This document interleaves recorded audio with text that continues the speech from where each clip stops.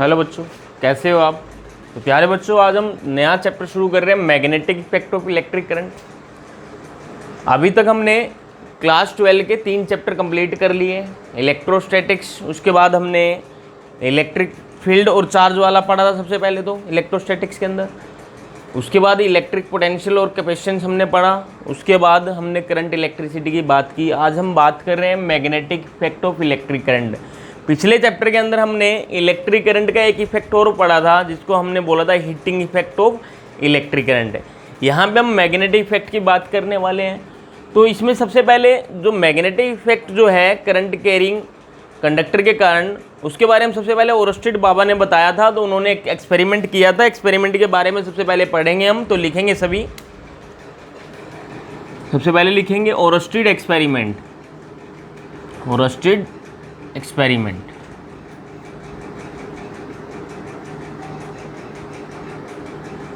बेटे Oersted experiment क्या बताया था उन्होंने, इसके बारे में डिस्कस करते हैं।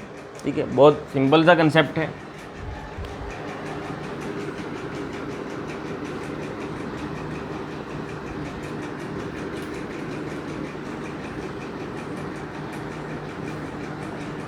ये कंडक्टर लिया था बेटे उन्होंने ए बी, इसको बैटरी के साथ जोड़ दिया था, बैटरी के साथ जोड़ दिया था, लेकिन की ओपन है बेटे। इस बार क्या है, की ओपन है।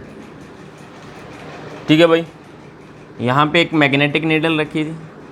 क्या रखी थी, एक मैग्नेटिक नीडल यहाँ पे रखी थी उन्होंने। ये नॉर्थ पोल, ये उसका साउथ पोल था। क्या था, साउथ पोल था। ठीक है भाई, तो बेटे फर्स्ट पॉइंट लिखेंगे इसमें, क्या बोला था उन्होंने। फर्स्ट पॉइंट लिखेंगे सभी। ठीक है, वीडियो चल रही बेटे, बता देना मेरे को अगर रुक जाए बीच में। ठीक है, फर्स्ट पॉइंट में लिखेंगे it is found that, it was found that लिखो बेटे। और उसके एक्सपेरिमेंट के बारे में बता रहे हैं ना। It was found that the deflection in magnetic needle, the deflection in magnetic needle was zero. The deflection in magnetic needle was zero when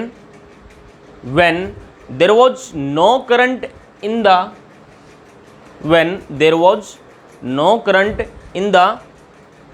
conductor AB. When there was no current in the conductor AB. तो बेटे क्या बोला उन्होंने, क्या बोला Oersted बाबा ने, जब तक बेटे कंडक्टर में करंट नहीं होगा तो जो मैग्नेटिक नीडल उसके पास रखी थी कंडक्टर के, तो क्या हुआ बेटे, कोई डिफ्लेक्शन नहीं हुई, क्योंकि बेटे करंट नहीं था यहाँ पे। उसके बाद उन्होंने क्या किया, ध्यान देना बेटे, दूसरा डायग्राम बनाना आपने। स्केल ये तो बना लिया ना आपने, पॉइंट लिख लिया, अब दूसरा डायग्राम बनाना है बेटे। दूसरे डायग्राम में क्या करना है, फिर ये की कनेक्ट कर देनी बेटे यहाँ पे। और बेटे डिफ्लेक्शन, ये करंट आ गया बेटे कंडक्टर में, क्या आ गया, करंट आ गया बेटे कंडक्टर में। तो बेटे डिफ्लेक्शन होगी मैग्नेटिक नीडल में।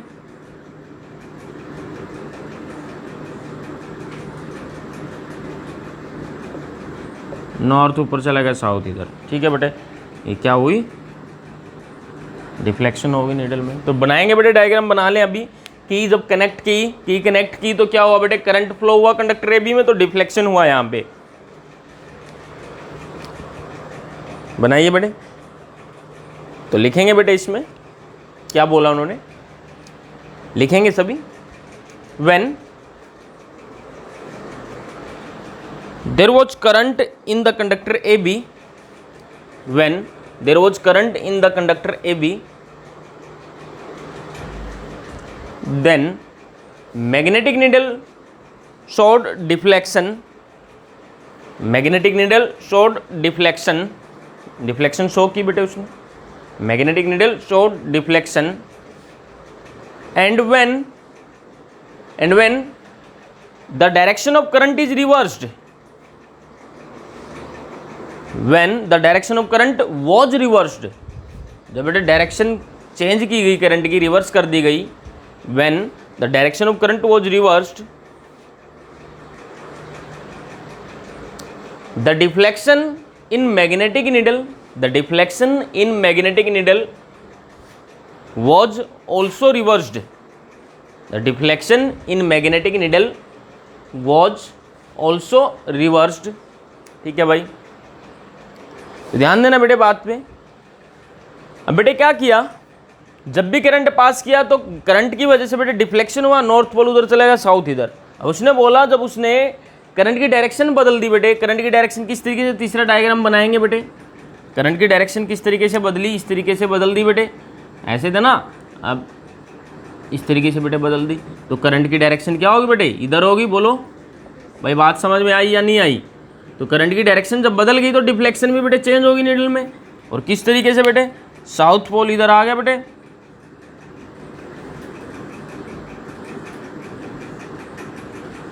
ये नॉर्थ पोल, ये साउथ, तो डिफ्लेक्शन बेटे होगी, डिफ्लेक्शन भी रिवर्स होगी। ठीक है, ठीक है बेटे, कितने पॉइंट हो गए बेटे, 2 पॉइंट हो गए। चलो बेटे अगला पॉइंट लिखेंगे, when the magnetic needle, when the magnetic needle kept nearer distance to the conductor, when magnetic needle kept nearer distance to the conductor, then deflection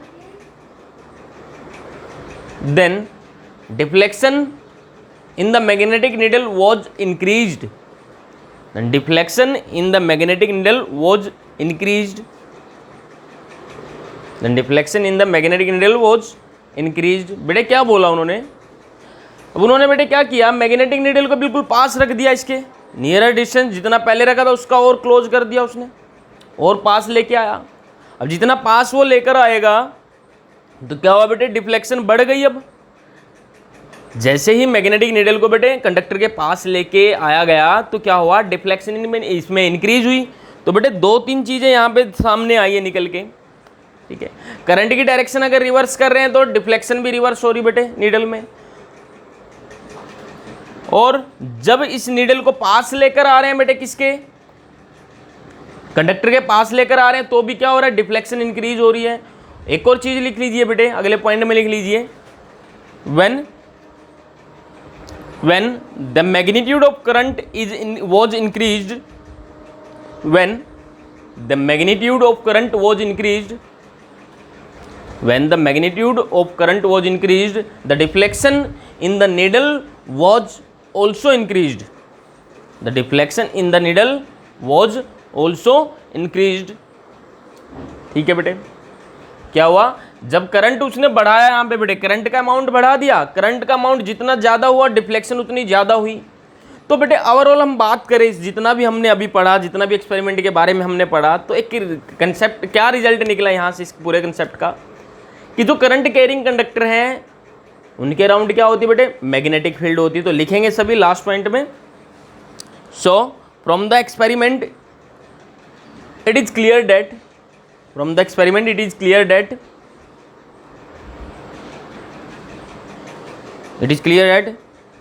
there is magnetic field around a current carrying conductor. There is a magnetic field around a current carrying conductor. कि जो current carrying conductor होंगे उनके around क्या होगी, magnetic field होगी। Clear है बेटे, कोई दिक्कत वाली बात नहीं है। ठीक है, ये पूछ लिया जाता है बेटे ओरस्टेड एक्सपेरिमेंट के बारे में थोड़ा बहुत 2-3 नंबर में। ठीक है, तो बेटे जो अगला जो पॉइंट है, अगला जो टॉपिक है वो बायोट सेवर्ट लॉ, और बेटे बहुत इंपॉर्टेंट है बायोट सेवर्ट लॉ। क्या बेटे सुना होगा बेटे, किया है पहले, किया है बायोट सेवर्ट लॉ? हाँ, चलो भाई अगला जो है सेकंड पॉइंट जो है वो है बेटे Biot Savart law. Biot Savart law, बेटे एक नए बाबा आए बायोट सेवर्ट। ठीक है, उन्होंने भी अपना लॉ दे दिया, जो भी आया उन्होंने अपने लॉ फेंक दिए, और हम आज याद कर रहे हैं इन सारी चीज़ों को। हाँ, याद रखने पड़ते हैं ना सारे के सारे। ठीक है, बायोट सेवर्ट लॉ बेटे क्या था, देखो इनके अनुसार जो करंट कैरिंग कंडक्टर है बेटे, करंट कैरिंग कंडक्टर है मतलब बड़ी सी वायर है कोई, ठीक है, उसके अराउंड बेटे हमें मैग्नेटिक फील्ड निकालनी, क्या निकालनी, मैग्नेटिक फील्ड निकालनी है। ठीक है। तो बायोट सेवर्ट लॉ ने क्या किया, इस लॉ के अकॉर्डिंग बेटे क्या हम सीखेंगे कि जो करंट कैरिंग कंडक्टर है उसके अराउंड जो मैग्नेटिक फील्ड होगी वो कितनी होगी, क्योंकि ये चीज़ ओरस्टेड ने बता दी थी कि करंट कैरिंग कंडक्टर जो होगा उसके अराउंड मैग्नेटिक फील्ड होगी। अभी बायोट सेवर्ट लॉ के अनुसार इसके अकॉर्डिंग हम क्या सीखने वाले हैं कि कितनी मैग्नेटिक फील्ड होगी, समझ रहे हो ना बात। तो बेटे चलो लिखेंगे इसमें, सबसे पहले तो लिख लेंगे this law is valid, this law is valid लिखेंगे, this law is valid only for small current carrying element, small current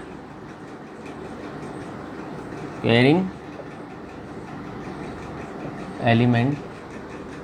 ठीक है, क्या बोला बेटे, ये जो लो है ये वैलिड है किसके लिए, स्मॉल करंट कैरिंग एलिमेंट के लिए। ठीक है, मैं बना देता हूँ बेटे यहाँ पे। मान लो बेटे इस तरीके का कोई वायर है, क्या है, इस तरीके का कोई वायर है, करंट फ्लो हो रहा है बेटे किसमें, इसमें कितना आई, कितना करंट जा रहा है, आई करंट जा रहा है। ठीक है बेटे, मेरे को यहाँ पे मैग्नेटिक फील्ड निकालनी इस पॉइंट पे, बी पॉइंट पे, किस पे बेटे, ये कोई ए पॉइंट है, पी पॉइंट है, कुछ भी है बेटे, मैंने बोल दिया पी पॉइंट है, इस पी पॉइंट पे मेरे को मैग्नेटिक फील्ड चाहिए बेटे। ठीक है, मेरे को पता है, अभी ओरस्टेड ने बता दिया कि करंट कैरिंग जो कंडक्टर है, वायर है, उसके अराउंड क्या होगा बेटे, मैग्नेटिक फील्ड होगा। वो कितनी होगी बेटे, वो अभी कैलकुलेट करनी है। तो बेटे ये जो लो है ये वैलिड है केवल स्मॉल करंट कैरिंग एलिमेंट के लिए। तो बेटे ये तो बड़ी सी वायर है, तो क्यों ना इसको छोटे से पार्ट में कट कर ले बेटे। मैंने यहाँ से कट कर लिया बेटे इसको, ये मैंने छोटा सा पार्ट बेटे डी एल लेंथ का, कितनी लेंथ का बेटे, डी एल लेंथ का, और डी एल वेक्टर बोल देता हूँ बेटे, मैं इसको क्या बोल देता हूँ, डी एल वेक्टर। ठीक है, और बेटे यहाँ पे जो डिस्टेंस निकालना है वो है, सॉरी फील्ड निकालनी है, मैग्नेटिक फील्ड, ये है ना बेटे, ये बेटे आर वेक्टर से मैंने लिख दिया। इस पॉइंट का जो पोजीशन वेक्टर है वो क्या आर वेक्टर है बेटे, कहाँ से, डीएल से, करंट एलिमेंट से, स्मॉल करंट एलिमेंट है। ठीक है भाई, और ये जो एंगल बन रहा है बेटे, ये थीटा एंगल है, किस किस के बेटे, डीएल वेक्टर और आर वेक्टर के बीच का कितना एंगल बन रहा है, थीटा एंगल बन रहा है बेटे। अभी इसकी वजह से यहाँ पे फील्ड होगी बेटे, क्या होगी, स्मॉल करंट एलिमेंट है तो फील्ड कैसी होगी बेटे, स्मॉल होगी, बोलो। तो बेटे मैंने बोल दिया यहाँ पे जो मैग्नेटिक फील्ड आएगी वो डीबी आएगी, बी से लिखते हैं मैग्नेटिक फील्ड को, किससे लिखते हैं बेटे, कैपिटल बी से लिखते हैं। स्मॉल करंट एलिमेंट है तो क्या होगा बेटे, मैग्नेटिक फील्ड स्मॉल होगा, डीबी से हमने लिख दिया। ठीक है बेटे, क्या लिखा आपने इसमें, this law is valid only for small current carrying element. ठीक है, therefore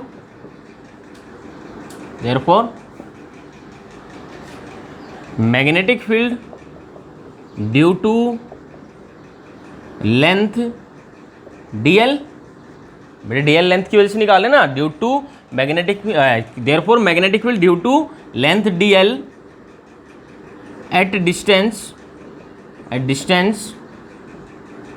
r from wire, from the conductor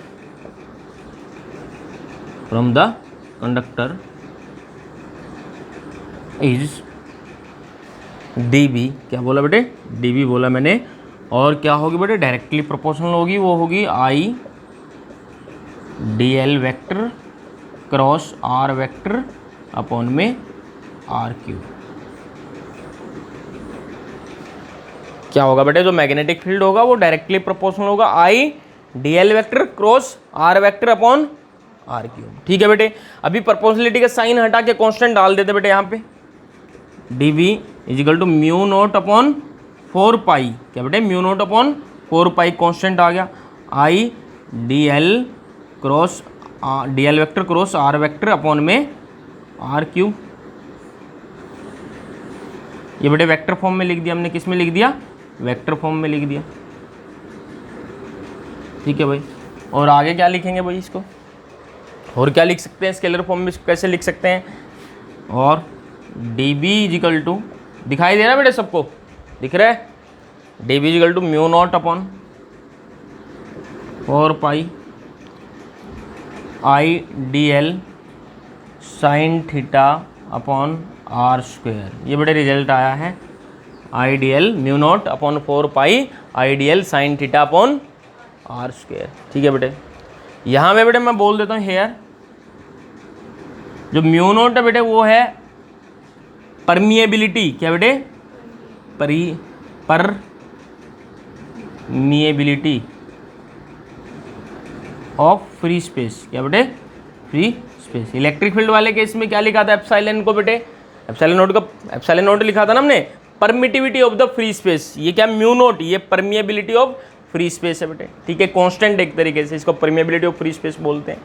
और म्यू नोट की वैल्यू होती है बेटे, म्यू नोट की वैल्यू होती है 10⁻⁻⁷ म्यू नोट अपॉन 4 पाई की वैल्यू, सॉरी ये म्यू नोट अपॉन 4 पाई लिखा है ना बेटे कांस्टेंट, इसकी वैल्यू होती है 10⁻⁻⁷ न्यूटन पर एम्पियर स्क्वायर। बेटे ये वैल्यूज याद रखनी है क्योंकि न्यूमेरिकल में वैल्यूज पुट करनी है ना। और बोल सकते बेटे, दिख रहा है स्क्रीन पे देखिए, म्यू नोट जो होगा 4 पाई इंटू 10⁻⁻⁷ न्यूटन पर एम्पियर स्क्वायर। लिख लीजिए बेटे जल्दी से, इसको फटाफट से लिख लीजिए बेटे इसको, ठीक है बेटे, नोट हो गया इतना।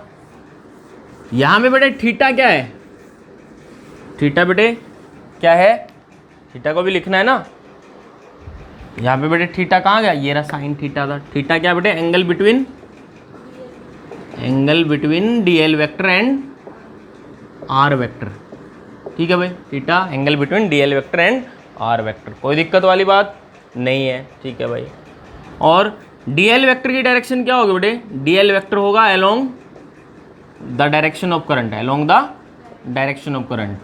डी एल वेक्टर जो होगा करंट की डायरेक्शन में, along the direction of current, current की डायरेक्शन में होगा बेटा। बोलो बात समझ में आई। तो बेटे रिजल्ट क्या आया, D B is equal to mu naught upon 4 pi I D L sine theta upon R square. और नेट फील्ड अगर आपको निकालनी है बेटे, क्या निकालनी है, नेट फील्ड निकालनी है इस पूरी वायर की वजह से, क्योंकि बेटे एक बायोट शेवेट क्लास है तो केवल हमें स्मॉल करंट एलिमेंट की वजह से डीबी मैग्नेटिक फील्ड मिलेगी।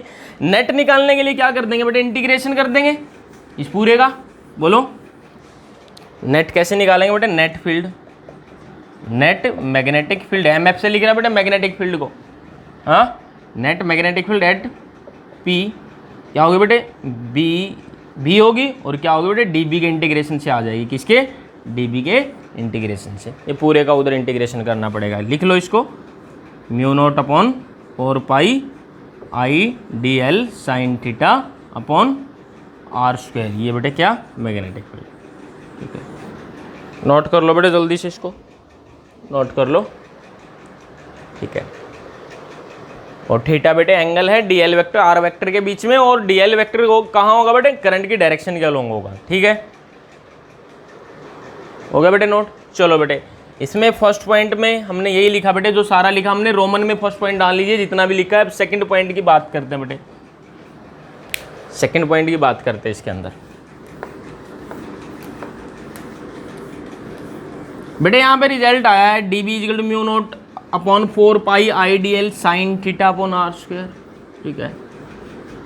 अगर थीटा बेटे 0 है, इफ थीटा 0 डिग्री, या फिर बेटे थीटा कितना है 180 डिग्री है। बेटे आपको पता है 0 डिग्री और 180 डिग्री पे साइन की वैल्यू कितनी होती है, 0 होती है, समझ आ रही बात है। अरे थीटा 0 डिग्री या 180 डिग्री का मतलब समझ गए ना आप। मान लो बेटे ये वायर थी, क्या थी, ये वायर थी, करंट जा रहा है बेटे उधर, करंट जा रहा है उधर, डीएल वेक्टर किधर होगा बेटे, उधर ही होगा करंट की डायरेक्शन में। तो बेटे इधर इस पॉइंट पे एंगल कितना है, 0। अरे ये इस वायर के अलोंग है ना ये पॉइंट, कोई यहाँ बेटे एंगल कितना, डीएल वेक्टर के अलोंग है ना पी पॉइंट, ये पॉइंट बेटे पी पॉइंट यहाँ बोल दिया, और ये एक पॉइंट और है बेटे, ये पॉइंट है क्यू पॉइंट। ये एंगल कितना होगा बेटे, इधर 180 होगा। अरे डीएल वेक्टर उधर है, ये पॉइंट किधर है, इधर है बेटे, कितना 180, ठीक है। और इधर कितना बेटे एंगल 0 डिग्री। तो 0 डिग्री और 180 पे क्या होगा, साइन 0 की वैल्यू बेटे 0, साइन 180 की वैल्यू 0, तो मतलब मैग्नेटिक फील्ड कितनी हो जाएगी, 0। तो बेटे एक बात समझ गए ना, जैसे ये वायर है, ये वायर है, तो इसके अलोंग बेटे किसी भी पॉइंट पे क्या होगी मैग्नेटिक फील्ड, 0 होगी, या फिर इसके पीछे भी बेटे किसी भी पॉइंट पे क्या होगी मैग्नेटिक फील्ड 0 होगी, ठीक है बेटे। तो क्या लिखेंगे, मैग्नेटिक फील्ड कितनी होगी बेटे, 0 होगी, कितनी होगी, 0 होगी। अगर एंगल होता बेटे 90 डिग्री, कितना होता, if theta equal to 90 degree, 90 degree का मतलब क्या होगा बेटे, ये डीएल वेक्टर उधर है, करंट उधर है, तो डीएल वेक्टर भी किधर है बेटे, उधर है। मतलब इस पॉइंट पे निकाल रहे बेटे, किस पॉइंट पे, आर पॉइंट है बेटे, कौन सा पॉइंट है, आर पॉइंट है, कितना एंगल है 90 डिग्री है। तो साइन 90 की वैल्यू बेटे 1 मैक्सिमम वैल्यू मिलेगी साइन 90 की, तो बेटे क्या होगी, मैग्नेटिक फील्ड मैक्सिमम होगी, कितनी होगी बेटे, मैक्सिमम।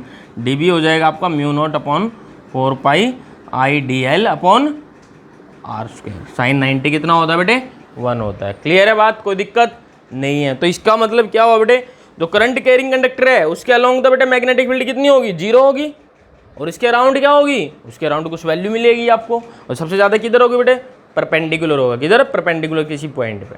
समझ गए बात। तो बेटे जल्दी से नोट करो इसको फटाफट से।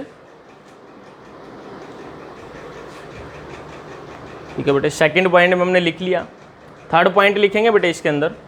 कर दूं बेटे रेज, चलो भाई थर्ड पॉइंट में लिखेंगे magnetic field comma magnetic induction and magnetic flux density.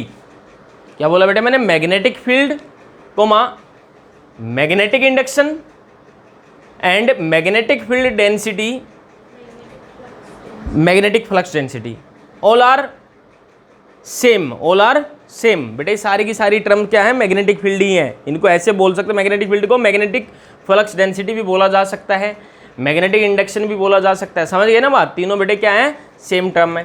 ठीक है, अगले पॉइंट में लिखेंगे बेटे, थर्ड पॉइंट में, थर्ड नहीं फोर्थ में, फोर्थ पॉइंट में लिखेंगे यूनिट के बारे में लिखते बेटे, किसकी यूनिट है, एसआई यूनिट जो होगी मैग्नेटिक फील्ड की, SI unit of magnetic field बेटे, किसकी, मैग्नेटिक फील्ड क्या होगी भाई, टेस्ला। क्या होगी, टेस्ला, टेस्ला, टी से लिख दिया बेटे, किससे, टी से लिख दिया, टेस्ला होगी बेटे।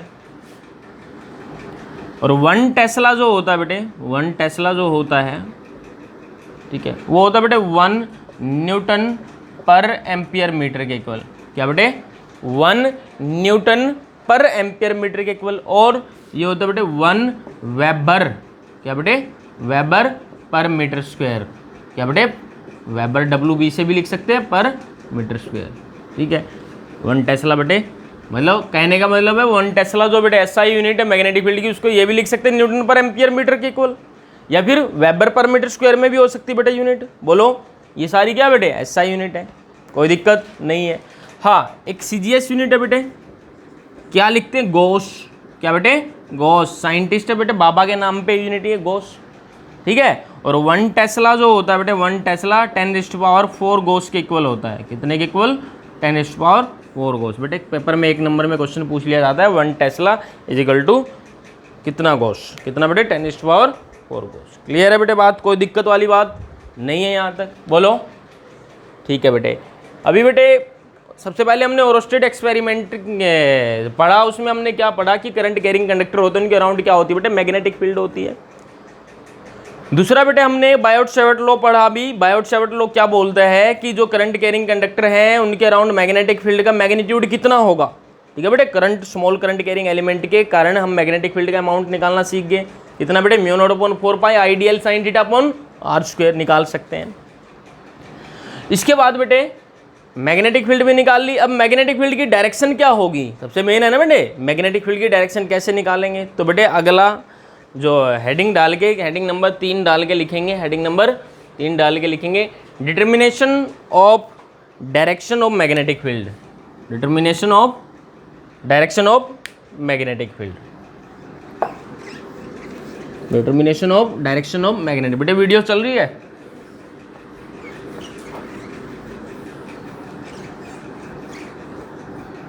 Determination of direction of magnetic field.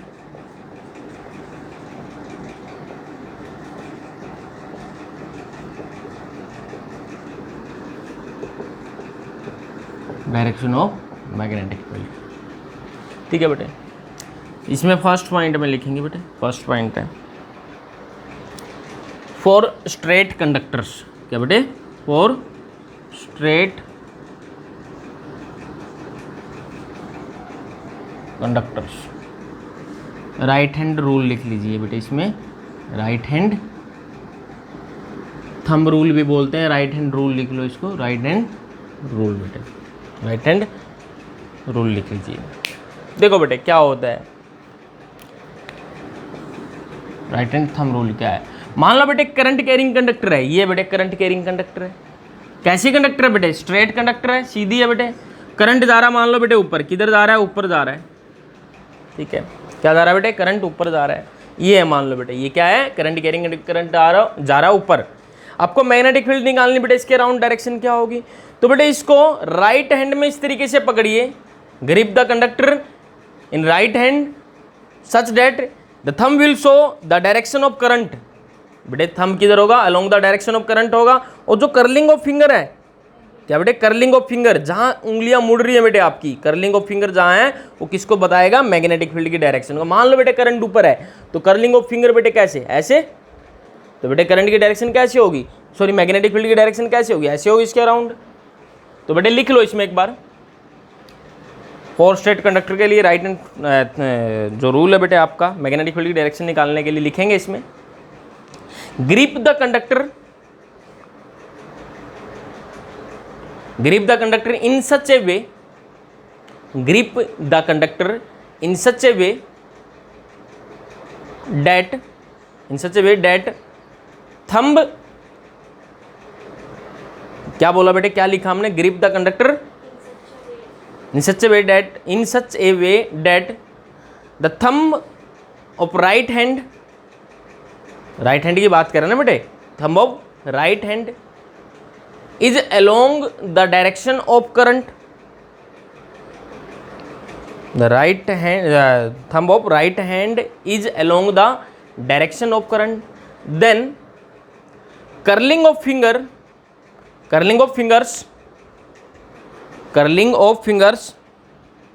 will show the direction of magnetic field, then curling of fingers will show the direction of magnetic field. Clear है बेटे बात, बोलो, ठीक है।